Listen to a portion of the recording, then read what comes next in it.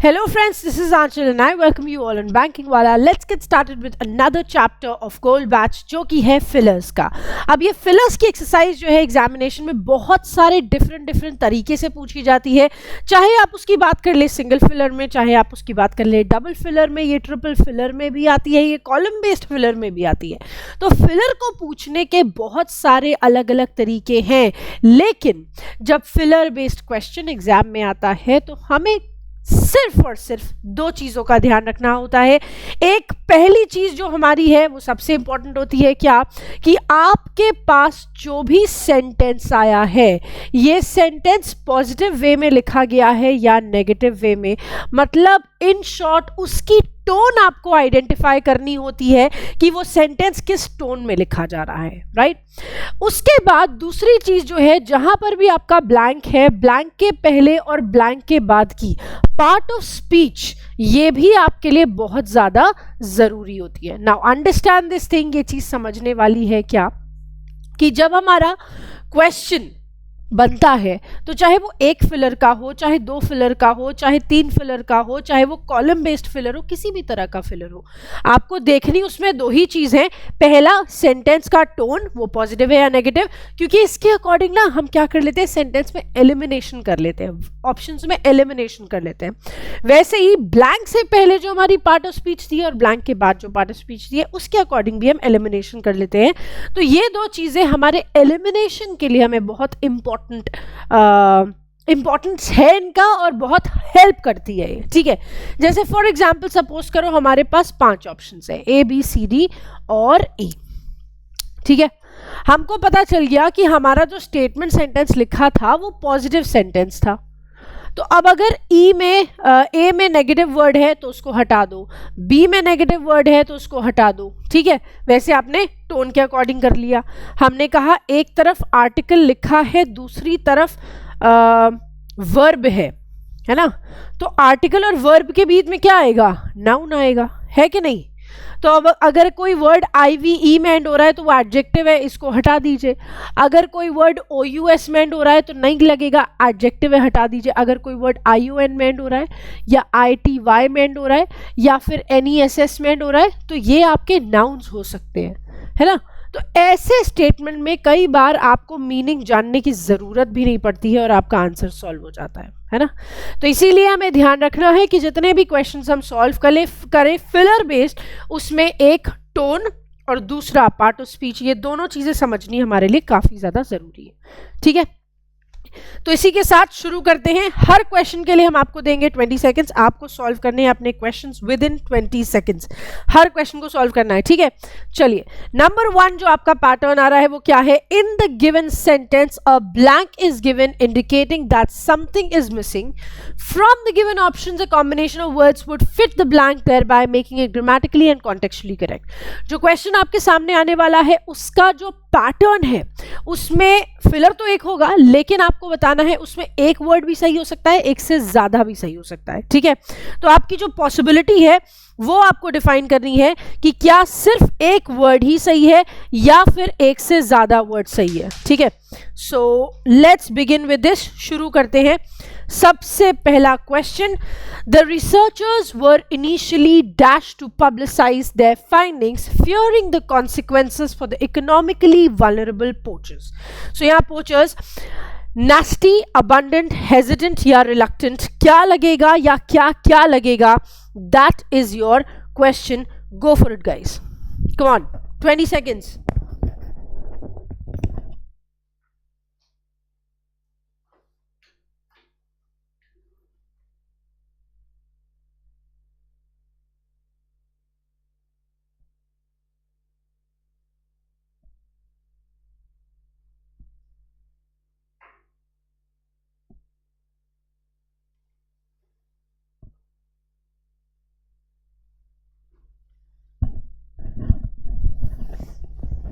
Okay guys, your 20 seconds are over. Let's have a look. सबसे पहली चीज जो हमें समझने वाली थी वो ये थी कि नाउन में हमारा स्टेटमेंट एक नेगेटिव पॉइंट से लिखा गया है, सबसे पहले ये समझ लिया क्यों, क्योंकि कह रहे रिसर्चर्स अपनी फाइंडिंग्स को, मतलब अपनी रिसर्च की जो भी रिजल्ट आए हैं उनको क्या करने में, पब्लिसाइज करने में क्या थे, इस डर से, फियरिंग, डर है, that means there is something negative about it, डर है कि उसके कॉन्सिक्वेंसेस क्या होंगे इकोनॉमिकली वल्नरेबल पोचर्स के लिए, मतलब कि पोचर्स जो वीक बन जाएंगे, कैसे, इकोनॉमिकली, मतलब मनी रिलेटेड, यस नो। तो देखिए जरा क्या होगा। सबसे पहला, क्या हम वर्ड नास्टी का यूज कर सकते हैं? बिल्कुल नहीं। नास्टी का मतलब होता है समथिंग विच इज अनप्लेजेंट, बहुत खराब है कोई चीज तो हम बोलते हैं, तो नास्टी तो खैर नहीं लगेगा, हम कहेंगे इसका मतलब क्या है, अनप्लेजेंट, या फिर कह सकते हो something which is really bad, जो आपको पसंद नहीं आया, खराब है। दूसरा है अबंडेंट। अबंडेंट का मतलब होता है टू मच, बहुत सारा है ना, बहुत सारा। हेजिटेंट का मतलब होता है जहां पर हम करने से थोड़ा रुक रहे हैं, हिचकिचा रहे हैं, तो हम बोलते हैं वी आर क्या कहते हैं, uncertain about it, we are undecided about it, है ना। अनसर्टेन या अनश्योर कह सकते हो, या अनडिसाइडेड भी कह सकते हो, ठीक है। कुछ लोग कह रहे होंगे अनडिसाइडेड कौन सा वर्ड होता है, होता है, वर्ड होता है, ठीक है। फिर उसके बाद रिलक्टेंट है। रिलक्टेंट हेजिटेंट का सिनोनिम है।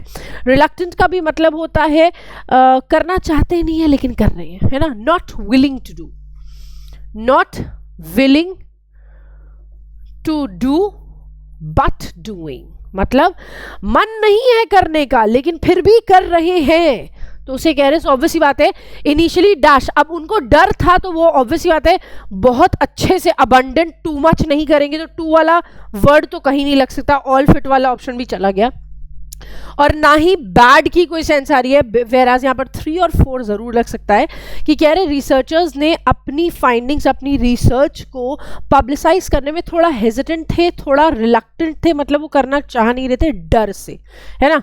Make sense. Moving on to the next one, question number 2. Harvesting great white sharks of any age is dash by Mexican law as well as by Convention on International Trade in Endangered Species. Invaded, prohibited, forbidden या nurtured. Easy है bro.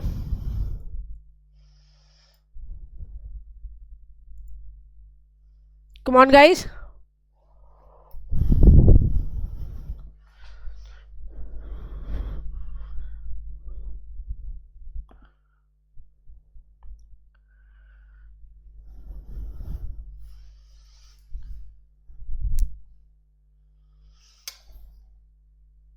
And your 20 seconds are over.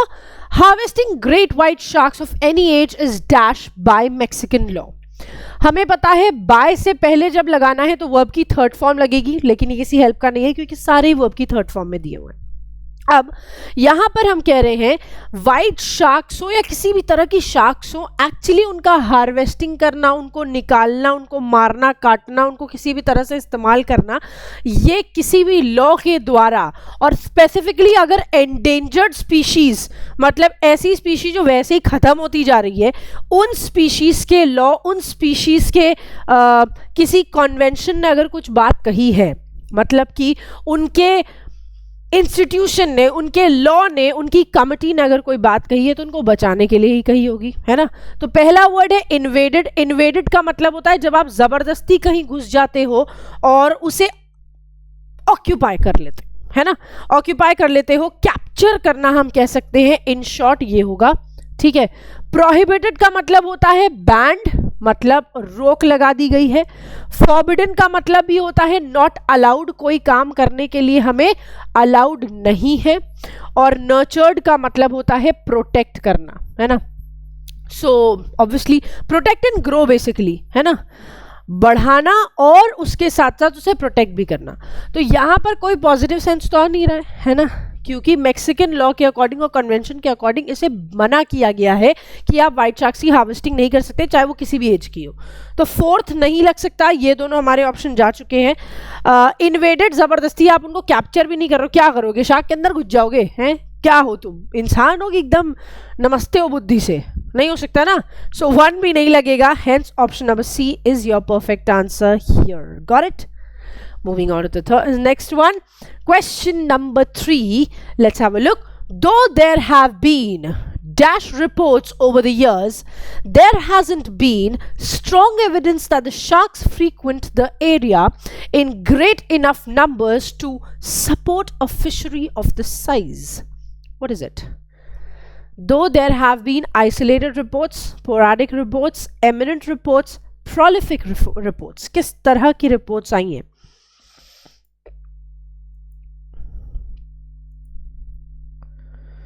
Come on.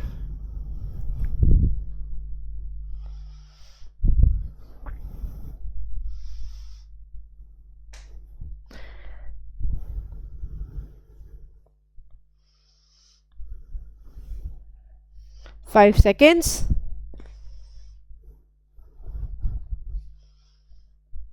And your timer is over. Let's see. Though there have been dash reports over the years, कह रहे कुछ सालों से इस तरह की रिपोर्ट आई है, इसके बावजूद there hasn't been strong evidence, कोई बहुत बड़ा और बहुत मजबूत प्रूफ हमें नहीं मिला है कि शार्क्स का इस एरिया में बड़ी तादाद में आना बहुत फ्रीक्वेंट है, मतलब वो बहुत ज़्यादा जल्दी जल्दी नहीं आती है ना, कि इस साइज की फिशरी को, इस साइज के एरिया को ये सपोर्ट कर सके। तो पहला है हमारा आइसोलेटेड, जिसका मतलब होता है far away from other places. Isolated is basically remote, है ना, जो बाकियों से अलग हो। सो हम कहते हैं out of the way, out of the way, या फिर कह सकते हो सिंगल, या कह सकते हो सिंगल से बेटर है होगा अलोन, है ना, तो अलोन इज द वर्ड, ठीक है। फिर है आपका word sporadic. What do you understand by the IC में एंड हो रहा है, देखो एडजेक्टिव है ना। स्पोराडिक का मतलब होता है ओकेजनल, इनफ्रीक्वेंट, ठीक है, कभी कभी हो रहा है, कभी कभी नहीं हो रहा है, ठीक है। सो ओकेजनल या इनफ्रीक्वेंट कह सकते हो, जो अक्सर नहीं होता, ठीक है, जो अक्सर नहीं होता है उसे हम बोलेंगे। And then we have the term eminent which definitely defines, एक मिनट, ओकेजनल की स्पेलिंग थोड़ी गलत है, हाँ सही कर देते हैं, बिल्कुल कोई दिक्कत वाली बात थोड़ी है। हाँ, एमिनेंट की स्पेलिंग क्या होती है? एमिनेंट का मतलब क्या होता है? somebody who's famous, पॉपुलर, है ना, जो पॉपुलर है, जो फेमस है, उसे हम एमिनेंट कहते हैं। कुछ अच्छी चीजों के लिए फेमस होना is what we mean by eminent. Then prolific का मतलब होता है प्रोडक्टिव, क्यूरेटिव, जो कुछ ना कुछ बना बना के, क्रिएटिव बना बनाकर कुछ ना कुछ निकाले, ठीक है, या so it is productive, inventive, productive, और you can say inventive, curative, ये सब लगा सकते हो। ओके, नाउ अगर हम इसकी मीनिंग समझ रहे हैं तो कैसे बोलेंगे बताइए जरा, क्या क्या लग सकता है इस स्टेटमेंट के according. So although there have been dash reports, देखो यहाँ पर कोई पॉपुलर रिपोर्ट्स की बात नहीं कर रहा है और ना ही यहाँ कोई प्रोडक्टिव रिपोर्ट्स की बात कर रहा है। हम कह रहे हैं although there have been alone reports. Isolated reports का मतलब हो गया कुछ ऐसी रिपोर्ट्स जो कभी आई है कभी नहीं आई है, ठीक है। तो रिपोर्ट्स कोई यहाँ पर पॉपुलर नहीं है, रिपोर्ट्स पॉपुलर नहीं है, और रिपोर्ट्स कोई प्रोडक्टिव भी नहीं है, तो 4 तो नहीं लगेगा। अब बचा हमारे ऑल ऑफ इट भी नहीं हो सकता, बचा ही हमारे पास 1 और 2 है। क्या आइसोलेटेड रिपोर्ट्स है, मतलब इक्का दुक्का रिपोर्ट्स हैं जो ये डिफाइन करती हैं कि ये स्ट्रॉन्ग एविडेंस को दे, या फिर ओकेजनल या इनफ्रीक्वेंट, बहुत ज़्यादा रिपोर्ट्स नहीं है, अनयूजुअल टाइप के, कभी हो गई कभी नहीं हुई, ऐसी वाली चीज़ है, ठीक है। So it's option number 1, that makes sense. Question number 4, let's have a look at this. देखिए क्या कह रहा है। Herrera, with help from other researchers, spent 4 months at Crillon, dash more than 2,000 plant specimens from several different pit mines, gathering more than, remitting more than, germinating more than, collecting more than. क्या होगा? Question number 4 का आपका answer, come on, go for it. Very good, guys.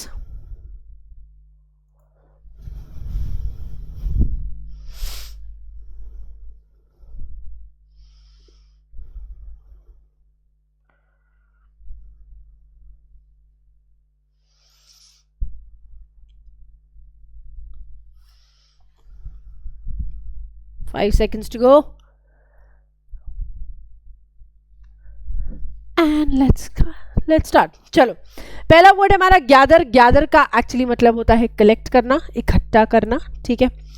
Remitting का मतलब होता है cancel कर देना, सेट असाइड, रिवोक, ठीक है, कैंसिल, रिवोक। जर्मिनेटिंग, जर्मिनेटिंग क्या होता है? What is the word for germinating? इसका मतलब है कोई ऐसी चीज जो हम क्या बोलते हैं, जर्मिनेट करना इज बेसिकली अगर आपने कोई सीड लगाई है ना, अब वो फूट के जब उसमें से प्लांट छोटू सा निकलना शुरू होता है तो उसको हम जर्मिनेशन बोलते हैं, ठीक है। तो स्प्राउट करना, शूट अप करना is what we mean, grow करना, डेवलप करना, है ना, grow, develop, shoot up is what we mean by it. Okay, next word है collect. collect का मतलब होता है gather, जैसे gather का collect, collect का gather नहीं, to put together मतलब बहुत सारी चीजों को इकट्ठा करना, एक साथ लाकर और एक साथ रख देना। तो यहां पर क्या होगा, 2000 प्लांट स्पेसिमेंट्स को वो क्या कर रहे होंगे, क्या कर रहे होंगे, वो कलेक्ट कर रहे होंगे, कैंसिल थोड़ी कर रहे होंगे, है ना, डजंट मेक सेंस। वो कलेक्ट कर रहे होंगे, yes we can do that. Second तो नहीं लगेगा, कंफर्म है, ये दोनों चले गए हमारे पास से। अब वो ग्रो कर रहे हैं, नो। ग्रो या शूट अप या स्प्राउट का मतलब होता है आप छोटी सी चीज से बाहर निकल रहे हो, है ना। कम इनटू एग्जिस्टेंस मतलब अभी उग रहा है, यहां उग नहीं रहा है, यहां तो ऑलरेडी हो चुका है, ऑलरेडी वो प्लांट बन चुका है ना, उग नहीं रहा है, तो इसलिए यहां पर जर्मिनेट नहीं लगा सकते, ये तो खैर नहीं लग रहा है ना। ग्रो, डेवलप, शूट अप, यहां पे प्लांट ऑलरेडी बना हुआ है ना, और इसका मतलब होता है किसी चीज को उगाना, किसी चीज को शुरू करना, बिगिन करना। So this doesn't make sense, तो हमारा 3 भी नहीं लग सकता, hence option number B is your correct answer. I know इसमें थोड़ा सा कंफ्यूजन हुआ होगा, लेकिन आप समझो सेंटेंस, बस एक चुन्नू से सेंटेंस, चुन्नू से वर्ड की वजह से आपका स्टेटमेंट पूरा का पूरा चेंज हो जाता है, इसलिए बहुत ध्यान से हमें क्वेश्चंस को देखने की जरूरत है, ठीक है। आइए जरा अगला क्वेश्चन देखते हैं। Question number 5, the hubbub of cacophony of din of African grey parrots and cicadas filled her ears, and the smell of the rich clay soil, musty decay with a hint of cocoa, permeated her nostrils. क्या होगा बताओ? अच्छा प्यारा सा sentence है, कहीं दीदी घूमने गई है, दीदी को बहुत मजा आ रहा है ना, यही तो सेंस निकल रहा है कि नहीं? Come on,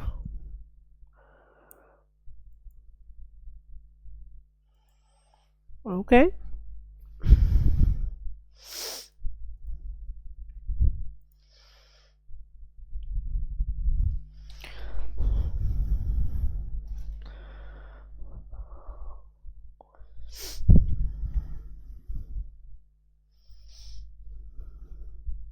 Five seconds.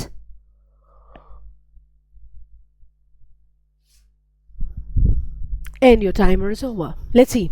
The dash of African grey parrots. अब देखो पैरट्स का या खिकडास का कान में क्या आएगा, कान में क्या आएगी?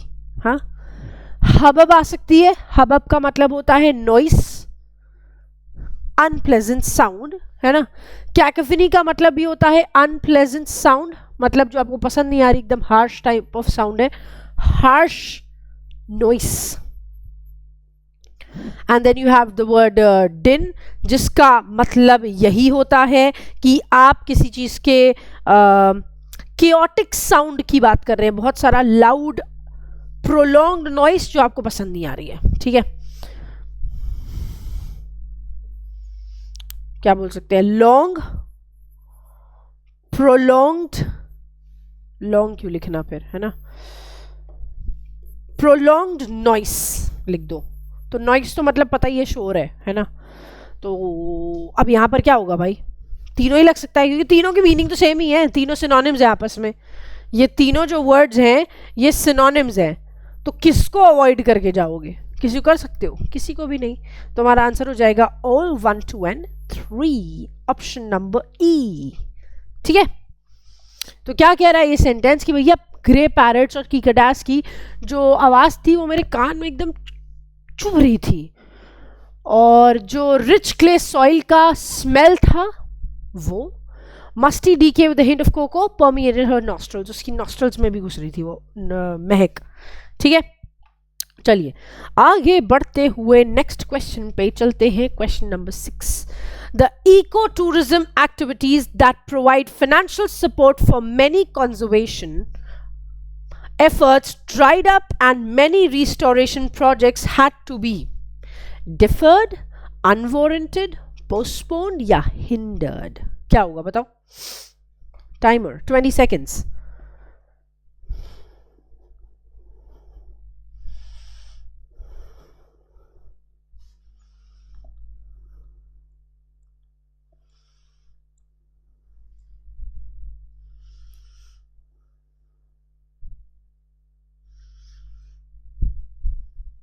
And your timer ends now. Let's see. तो क्या कह रहे हैं, इको टूरिज्म एक्टिविटीज जो थी, जो फाइनेंशियल सपोर्ट देती थी बहुत सारे कंजर्वेशन एफर्ट्स को, वो सूखी पड़ गई. ड्राइड अप मतलब कि अब वो फेड हो गई, अब उतना ज़्यादा उसका पॉइंट रहा नहीं, है ना. और बहुत सारे रिस्टोरेशन प्रोजेक्ट्स जो हैं उनको क्या करना पड़ा. जब यार एक बात बताओ, जिससे कमा रहे हैं अगर वही सूखा पड़ गया, अगर वहीं से कुछ आना बंद हो गया, तो ऑब्वियस ही बात है चीज़ें क्या हो गई होंगी. प्रोजेक्ट्स को क्या करना पड़ा होगा, प्रोजेक्ट्स को डेफर करना पड़ा होगा. ऑफ कोर्स यस, डेफर्ड का मतलब क्या होता है, पोस्टपोन करना, आगे की तरफ टाल देना. ठीक है, डिफर्ड का मतलब क्या होता है, पोस्टपोन कर देना, पुट ऑफ कर देना, अडजर्न कर देना टिल नेक्स्ट टाइम. ठीक है. फिर अनवारंटेड का मतलब होता है समथिंग विच इज, जिसको आप जस्टिफाई नहीं कर सकते. ठीक है, जिसको आप जस्टिफाई नहीं कर सकते, तो this means unjustified. Then we have postpone, same meaning है, अडजर्न कर देना, दैट मीन्स आगे की तरफ टाल देना. और हिंडर्ड का मतलब होता है जब आप किसी चीज में रुकावट पैदा कर रहे हैं, है ना. आप क्यों रुकावट कर रहे हैं, मतलब किसी भी तरह से रुकावट पैदा हो रही है, ऑब्स्ट्रक्शन आ रहा है, हैम्पर हो रहा है काम, ऑब्स्ट्रक्ट या हैम्पर हो रहा है काम. तो यहां पर क्या हुआ होगा, प्रोजेक्ट्स को आगे की तरफ टाल दिया गया होगा, है ना. अनजस्टिफाइड तो नहीं लगेगा, खैर 2 नहीं हो सकता, ऑल आर फिट भी नहीं होगा. और रही बात यहाँ की, तो पोस्टपोन के लिए 1 और 3 दोनों स्टेटमेंट सिमिलर है. यहाँ रुकावट नहीं पैदा हुई है, रुकावट तो यहाँ पैदा हुई है जहाँ पर कंजर्वेशन एक्टिविटीज रुक गई है, जहाँ पर टूरिज्म एक्टिविटीज रुक गई है, वो रुकावट पैदा हुई है ना. So it's option number A that makes sense. Moving on to the next one, question number 7. Let's have a look. As stocks of reliable commercial species continue to plummet, plunge, decline, collapse, fishermen increasingly turn to less conventional sources of income. क्या होगा बताओ? It's a good question.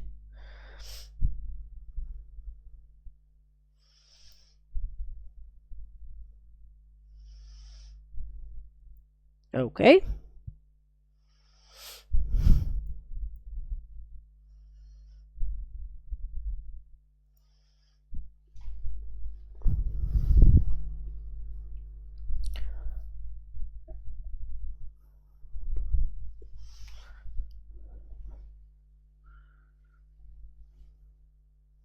Ten seconds, guys.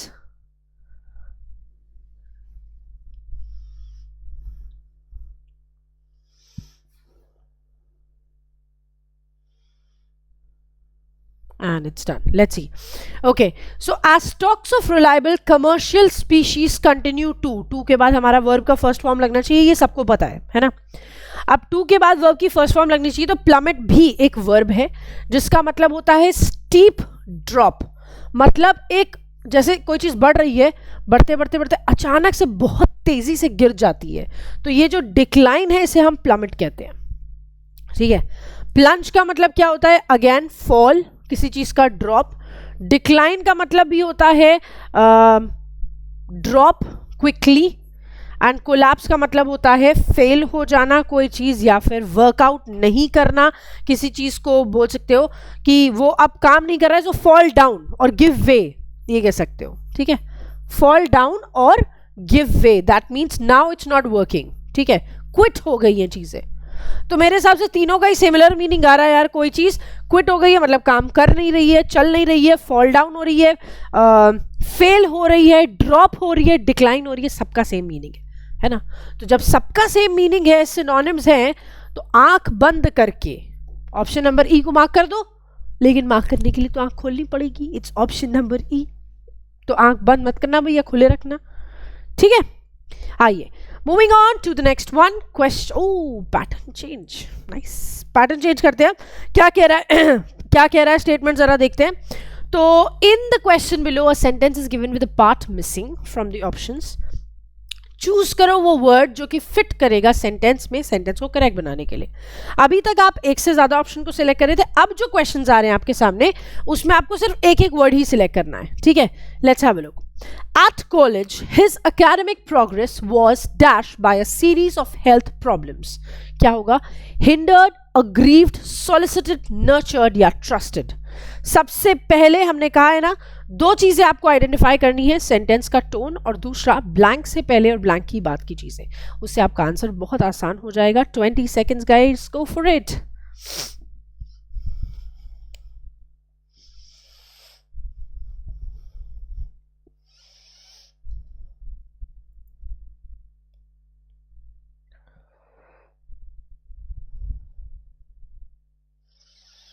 And your 20 seconds are over. Yes guys, चलिए. तो पहला word है आपका hindered. Obviously यही लगना चाहिए, है ना. hindered एक नेगेटिव वर्ड है जिसका मतलब होता है ऑब्स्ट्रक्ट, ऑब्स्ट्रक्टेड, जो रुकावट पैदा कर रहा है. ठीक है. अग्रीव्ड वर्ड भी एक क्या बोलते हैं, नेगेटिव वर्ड ही है, लेकिन अग्रीव्ड का वर्ड का मतलब होता है कि यार हमें अपने ऊपर ऐसा लग रहा है कि यार रिसेंटमेंट हो रही है यार. क्या बोलते हैं, पछतावा. क्या बोलते हैं, पछतावा. तो फीलिंग रिसेंटमेंट. ठीक है, पछतावा महसूस करना. Feeling resentment is what we mean by it. ठीक है. Then we have solicited. Solicited का मतलब होता है वकील बनना, है ना. किसी को सपोर्ट करना is what we mean by it. So हम सॉलिसिट का मतलब लगा सकते हैं आस्क फॉर या रिक्वेस्ट. आस्क फॉर या रिक्वेस्ट करना या किसी को सपोर्ट करना is what we mean by it. ठीक है. नर्चर्ड का मतलब होता है प्रोटेक्ट एंड ग्रो. किसी चीज को प्रोटेक्ट करो और उसको आगे बढ़ाओ. ठीक. एंड ट्रस्टेड का मतलब होता है विथ फेथ, है ना. विथ फेथ दैट मीन्स आपको किसी चीज के ऊपर ट्रस्ट है, आपको किसी चीज के ऊपर भरोसा है, तो आप इसको यूज करते हो. ठीक है. यहां पर ऑब्वियसली सेंटेंस हमें समझ में आ गया है कि हेल्थ प्रॉब्लम की वजह से उसकी एकेडमिक प्रोग्रेस को क्या हुआ होगा. ऑब्वियसली रुकावट पैदा हुई होगी ना, उसमें कुछ अच्छा तो हुआ नहीं होगा. इन एनी केस कुछ अच्छा तो हुआ नहीं होगा. सो हम यहाँ पर सपोर्ट करने की बात, नर्चर करने की बात या ट्रस्ट करने की बात नहीं करेंगे. वो रिसेंटमेंट, पछतावा कर रहा था क्या, या फिर उसकी प्रोग्रेस पे रुकावट हुई थी. ऑफ कोर्स उसकी प्रोग्रेस में रुकावट हुई थी.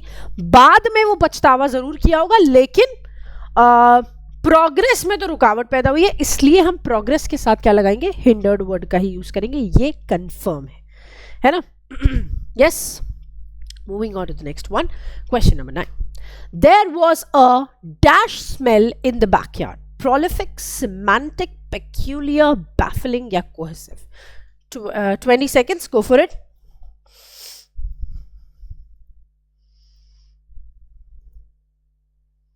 Come on guys, go for it.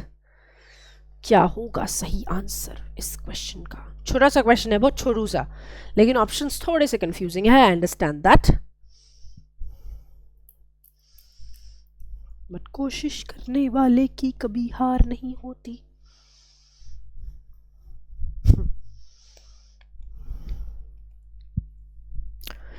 चलिए, तो let's begin with this. Solve करते हैं इसको, है ना. नाउ हमने क्या कहा है, ये स्टेटमेंट क्या डिफाइन कर रहा है आपको जरा देख लीजिए थोड़ा ध्यान से. ठीक है. तो हमने क्या कहा है, there was a dash smell in the backyard. Backyard में किस तरह की स्मेल थी. पहला वर्ड है आपका प्रोलिफिक, जिसका मतलब होता है, अभी थोड़ी देर पहले बताया था, प्रोडक्टिव, क्रिएटिव, क्यूरेटिव, है ना, इसे कहते हैं. फिर वर्ड सिमेंटिक है. अगेन सिमेंटिक वर्ड अगर आप देख रहे हो तो आईसी में एंड हो रहा है. ये भी क्या है, एडजेक्टिव ही है. और लैंग्वेज या लॉजिक से रिलेटेड जो चीजें होती है ना, तो अब उसको बोलते हैं relating to logic. Relating to language और logic. Then we have the term peculiar. Peculiar का मतलब होता है थोड़ा क्या बोलते हैं वो, थोड़ा सिवियर काइंड ऑफ चीज जो होती है ना, स्ट्रॉन्ग काइंड ऑफ चीज जो होती है, उसे हम बोलते हैं वियर्ड भी है, और कुछ हद तक ऐसी है जो आपको थोड़ी स्ट्रॉन्ग सिवियर वियर्ड, ठीक है, आप कह सकते हो स्ट्रॉन्ग सिवियर वियर्ड, ठीक है. ऐसे कुछ चीज जो मतलब समझ में नहीं आ रही है और बहुत स्ट्रॉन्ग भी है, तो उसी स्मेल को हम बोल सकते हैं इस तरह की स्मेल थी. यस नो, हम कह सकते हैं ना कि बैकयार्ड से बड़ी पेक्यूलियर मतलब अजीब तरह की और बहुत स्ट्रॉन्ग स्मेल आ रही थी, ठीक है. Okay, then we have the term baffling, जिसका मतलब होता है कंफ्यूज्ड, परप्लेक्स्ड, दम सब कंफ्यूजन हो गया है तो हम बोलते हैं, ठीक है. And then you have the term cohesive. Cohesive का मतलब होता है कोई ऐसी चीज जो एक साथ मिलकर बहुत सही ढंग से वर्क कर रही हो, ठीक है. So united and working, united and working effectively, ठीक है. इफेक्टिवली मतलब अच्छे से भी काम कर रही है और एकजुट होकर काम कर रही है. बट इन एनी केस यहां पर हम बैकयार्ड के स्मेल की बात कर रहे हैं, तो स्मेल कैसी थी हमारी, peculiar, strong, strange, weird. Severe भी लगा सकते हो, strong, strange, weird, strong, severe, weird, मतलब थोड़ी अजीब सी, weird kind of thing is what we mean by it, ठीक है. Moving on to the next one, question number 10. देखो, Plough was hindered, rose, obscured, occupied, या discharged by Japan during World War I and remained under Japanese control until 1944 when it was captured by Allied forces. बताओ क्या होगा इस question का answer. 20 seconds is what you got. Come on.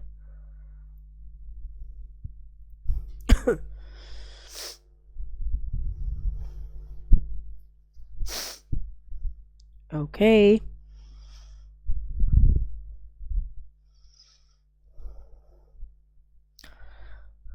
क्या लगता है आपको सही आंसर होगा? And your 20 seconds are over anyway. So let's just discuss this. Okay. क्या कह रहा है? Palow was dashed by Japan during World War I and remained under Japanese control until 1944. 1944 तक ये जापानीज कंट्रोल में था और वर्ल्ड वॉर 1 में जापान ने इसको क्या कर दिया था, हिंडर्ड कर दिया था. हिंडर्ड का मतलब क्या होता है बताया हमने अभी, ऑब्स्ट्रक्ट करना, रोकना, रुकावट पैदा करना is what we mean by it. तो क्या इसको रोका गया था? I don't know. रोज वो गुलाब वाला रोज नहीं है यहाँ पर, रोज वर्ब की थर्ड फॉर्म वाला रोज है, जिसका मतलब नहीं सेकंड फॉर्म वाला रोज है. रोज का मतलब होता है किसी चीज को राइज, रोज, रिजन, उठाना, ठीक है. सो टू पुट अप या फिर to raise is rise, raise नहीं, रेज का मतलब डिफरेंट हो जाता है, ठीक है. रेज का मतलब होता है उठाना, रेज योर हैंड, अपना हाथ उठाओ, और राइज अपने आप होता है. Sun rises in the east, है ना, सेट्स इन द वेस्ट. तो राइजेज वो अपने आप उठ रहा है, तो राइज, द सेंसेक्स राइजेज मतलब वो अपने आप बढ़ जाता है, और रेज का मतलब होता है उठाना, ठीक है. एनीवे, सो नेक्स्ट वर्ड जो आपका है दैट इज ऑब्स्क्योर्ड. देखो वर्ब की थर्ड फॉर्म लगेगी क्योंकि वर्ब के बाय से पहले लगाना है, तो ये तो खैर नहीं आ रहा है क्योंकि ये वर्ब की सेकंड फॉर्म होती है. It's rise, rose and risen, है ना. तो ये तो नहीं लगेगा, ये वो V2 है, ये V1 है और ये V3 है. बाय से पहले जो लगता है वो वर्ब की थर्ड फॉर्म होती है. तो this is not your answer in any case, है ना. किसी भी हालत में ये आपका आंसर नहीं है. बची बात आपकी ऑब्स्क्योर वर्ड की, तो उसका मतलब होता है छुपा के रखना, हाइड करना, कंसील करना, है ना, कंसील करना. देन ऑक्यूपाइड का मतलब होता है किसी चीज को कैप्चर करके रखना, अपने क्या बोलते हैं, शिकंजे में लेकर रखना is what we mean by occupied. And discharge, अच्छा ऑक्यूपाइड की एक और मतलब होती है, जैसा अगर इंसान बोले ना आई एम ऑक्यूपाइड, तो इसका मतलब होता है वो किसी काम में व्यस्त है, बिजी, बट वो ह्यूमन बीइंग के टर्म्स में होता है। और डिस्चार्ज का मतलब क्या होता है कि आप किसी को क्या बोलते हैं, अलाउ कर रहे हो बाहर निकलने के लिए, ठीक है। तो ऊजिंग आउट भी कह सकते हो, कमिंग आउट भी कह सकते हो, बाहर आ रहा है ना, कमिंग आउट। तो डिस्चार्ज जैसे हॉस्पिटल से भी होते हैं, तो हॉस्पिटल से बाहर आ रहे हैं, है ना। So that's how we make sense with it. And यहाँ पर लगना क्या चाहिए, इनके शिकंजे में था, इन्होंने इनको कैप्चर करके रखा हुआ था जापान ने 1944 तक। So it's option number D, occupy कर रखा था, है ना। छुपा के नहीं रख रहे थे, रोक नहीं रहे थे, बाहर नहीं कर रहे थे, बट ऑक्यूपाई किया हुआ था, कैप्चर किया हुआ था। ऑब्वियसली किसी जगह को क्या जापान क्या ही करेगी, कैप्चर करेगी, है ना। Question number 11, the reckless smell, the abrupt smell, the practical smell, the infectious smell, the disgusting smell of the medicine was drowned out by the stench of the cell, being as unhygienic as it was. Come on, question number 11, last second question है ये आपका, ध्यान से सुनिए और ध्यान से answer करिए।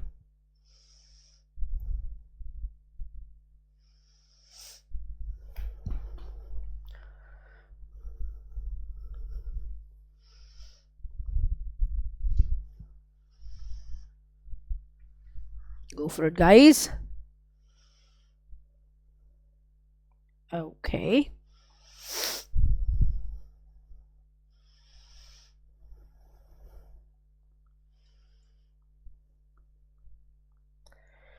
And your timer is over. Let's see the dash smell of the medicine. Medicine की जो महक है उसके बारे में बात हो रही है। कैसी महक है? रेकलेस। रेकलेस का मतलब होता है रैश या फिर कोई चीज़ जो केयरलेस है, जिसको किसी की कुछ नहीं पड़ी है भाई साहब, सब अपना समझ रहे हैं, अपना देख रहे हैं, है ना, दैट काइंड ऑफ पर्सन। फिर अब्रप्ट का मतलब होता है कोई ऐसी चीज़ जो प्लान्ड नहीं थी, अचानक से हो गई, ठीक है, जो प्लान्ड नहीं थी अचानक से हो गई। सो वी से सडन और अनएक्सपेक्टेड, ठीक है। जैसे हमारे कोविड भैया जो थे, इनका किसी ने सोचा थोड़ी था, है ना, अचानक से आए और तबाही मचा दी इन्होंने भैया, तबाही, ठीक। इज्जत देनी पड़ती है कि हमको हो गया तो फिर बैठ जाएंगे ना, इसलिए कोविड भैया, ठीक। प्रैक्टिकल का मतलब क्या होता है, कोई ऐसी चीज जो आप एक्चुअल डूइंग में ला सकते हो, मतलब असल में हो रही है वो, ठीक है। सो प्रैक्टिकल इज रियलिस्टिक कह सकते हैं, है ना, या एक्चुअली डूइंग, है ना, एक्चुअली हैपनिंग रादर, जो चीज हो रही है, कर रहे हैं, उसे हम बोलते हैं असल में। फिर इन्फेक्शियस का मतलब क्या होता है, something which can be transmitted, कोई ऐसी चीज जो आपको कंटेजियस हो, कम्युनिकेबल हो, एक से दूसरे को हो जाए, ट्रांसमिसिबल हो, ट्रांसफरेबल हो, उसको बोलते हैं, ठीक है। सो कंटेजियस लिख सकते हो, या और सरल भाषा में ट्रांसफरेबल लिख सकते हो। कोविड भैया, कोविड भैया, है ना। And then we have disgusting. Disgusting का मतलब क्या होता है, बहुत ही गंदा, बहुत ही खराब, है ना, क्या बोलते हैं, रिपल्सिव, बहुत नफरत टाइप की पहनता, मैं नफरत तो नहीं बोलेंगे, एकदम गंदा, गंदा, घिनौना, परफेक्ट वर्ड, घिनौना is the word for you, ठीक है। Sickening, sickening. सो भैया स्मेल आपकी केयरलेस तो होगी नहीं, स्मेल कैसी केयरलेस हो सकती है, उसको पता भी नहीं बेचारी कर क्या रही है ना।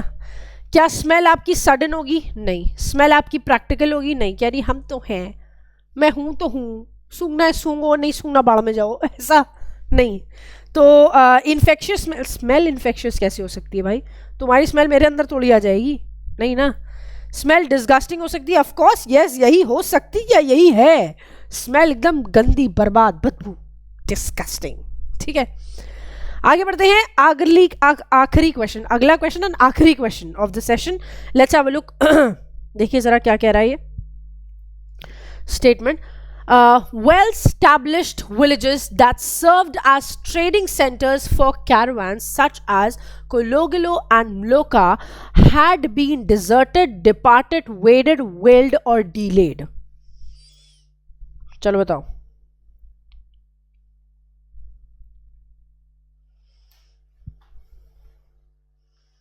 Come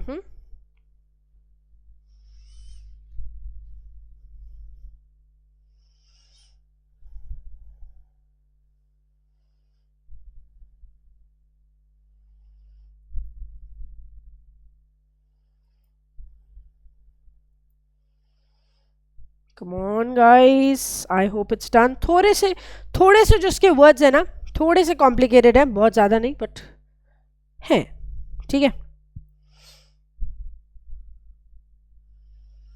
ओके, चलिए. सो हम कह रहे हैं वेल स्टैब्लिश्ड विलेजेस जो हैं, जो कि एक ट्रेडिंग सेंटर्स हुआ करते थे कैरावान्स के लिए, जैसे कोलोगिले है, लोका है, हैड बीन, क्या उनको क्या कर दिया गया है, ये जगहों को हम क्या करते हैं, जगहों को हम क्या करते हैं, क्या हम डिजर्ट कर देते हैं. डिजर्ट का मतलब क्या होता है, आइसोलेटेड, लेफ्ट अलोन, है ना. आइसोलेटेड या कह सकते हो लेफ्ट अलोन, बिल्कुल. अब वहां पे कुछ काम नहीं हो रहा है, कुछ है नहीं, कोई आ नहीं रहा है, कोई जा नहीं रहा है, तो क्या हो रही है, आइसोलेटेड है, पड़ी हुई है ऐसे ही, है ना. फिर वर्ड आया आपका डिपार्टेड. डिपार्टेड का मतलब होता है गॉन, नमस्ते. या फिर अगर ह्यूमन बीइंग के लिए डिपार्टेड वर्ड का यूज होता है तो उसका मतलब होता है पास्ट अवे, जा चुके हैं हम इस दुनिया से, नमस्ते करके दूसरी दुनिया में प्रवेश कर चुके हैं, ठीक है. फिर है आपका वेडेड. वेडेड का मतलब बेसिकली ये होता है कि जब कोई पानी से भरी हुई चीज़ होती है या फिर कोई पानी से भरा हुआ एरिया है, जब आप उसमें छप छप करके चलते हैं या फिर बहुत एफर्ट के साथ चलते हैं, कीचड़ भी है ऐसा वाला, तो उसको हम बोलते हैं, ठीक है. Walk through something filled with water, कोई ऐसी चीज जो पानी से भरी हुई है, उससे उसमें से चलना. तो ऑब्वियसली बात है, जब पानी से कोई चीज भरी होती है तो पैर भी भारी होते जाते हैं ना चलते समय, तो उसको बोलते हैं. और दौड़ नहीं सकते भाई उसमें तुम भयानक तरीके से. So that does make sense. फिर उसके बाद है वर्ड वेल्ड. अब देखो, वेल्ड का बेसिकली मतलब आप वुल्फ से निकाल सकते हो, क्या जो करते हैं ना, वो बहुत हाई पिच्ड हाउलिंग जो होती है, डॉग्स भी करते हैं वो, उसको हम, ये इसका लिटरल मीनिंग है, ठीक है. अगर और कोई सेंस निकालना है तो डीप क्राई को भी हम कह सकते हैं, जोर जोर से चिल्ला अरे मेरी माता ये क्या हो गया, चिल्ला के कुछ नहीं, लोग रोते हैं, वैसा टाइप का चीज. एंड देन डिलेड का मतलब होता है जो चीज क्या बोलोगे, जो चीज डिले कर दी गई है, दैट मीन्स डिले हो गई है, दैट मीन्स जो उसका समय था उससे आगे निकल चुकी है ना. तो लेट यू कैन से. लेकिन यहां पर जगहों को तो आइसोलेट किया गया होगा ना, लेफ्ट अलोन, छोड़ दिया गया होगा बिना किसी काम के, बिना किसी चीज के. तो ये थे आपके 12 क्वेश्चंस जिसमें हमने 2 पैटर्न्स डिस्कस किए, अच्छे वाले 2 पैटर्न्स डिस्कस किए जो एक्चुअली एग्जाम में आते हैं, है ना. इसी तरह के और भी पैटर्न्स आप सॉल्व करते रहिए, और भी क्वेश्चंस आप सॉल्व करते रहिए, ताकि आपका कमांड फिलर्स पे बनता रहे. अब ये समझने वाली बात है कि इन वर्ड्स को जब तक समझोगे नहीं, इन वर्ड्स से जब तक फेमिलियर नहीं होगे, तब तक आपको प्रॉब्लम आएगी. जिस दिन इन वर्ड्स का जंजाल आपने क्रैक कर लिया, उस दिन के बाद से किसी को कोई दिक्कत नहीं है ना. लेकिन ये कैसे आएगा, हमको कैसे आया, प्रैक्टिस करके. इन वर्ड्स को हमने बार बार पढ़ा है या बार बार देखा है या बहुत सारी बार प्रैक्टिस किया है, तब जाके ये वर्ड्स दिमाग में स्टोर होना स्टार्ट हुए हैं. तो हम आपसे भी यही निवेदन करते हैं क्या, कि ज़्यादा से ज़्यादा एक्सरसाइज सॉल्व करो, ज़्यादा से ज़्यादा प्रैक्टिस करो. ये वर्ड्स आपके ना समझ में आए ऐसा हो नहीं सकता, लेकिन विथ टाइम समझ में आते हैं, है ना. हमने हिंदी आती है, हमें इंग्लिश आती है, हमें हिंदी आती है या फिर हमें कोई अपनी मातृभाषा आती है, क्यों आती है, क्योंकि वो बार बार बोली जाती है ना. और बार बार कोई चीज़ हमारे सामने होती है तो वो हमारे लिए ग्रास्प करना काफ़ी आसान हो जाता है. और आप इसी तरह से अगर प्रैक्टिस बार बार करते रहेंगे, ये वर्ड्स आपके बार बार आते रहेंगे, तो आपको ये वर्ड्स लर्न करने में, समझने में और इनको अप्लाई करने में प्रॉब्लम नहीं आएगी. इसीलिए कह रहे हैं जितनी ज़्यादा प्रैक्टिस उतना ज़्यादा समझ, उतनी ज़्यादा अंडरस्टैंडिंग. ठीक है, चलो, that's all for today guys. Thanks a lot for joining me. और मिलते हैं आपसे अब अगली क्लास में. Thank you.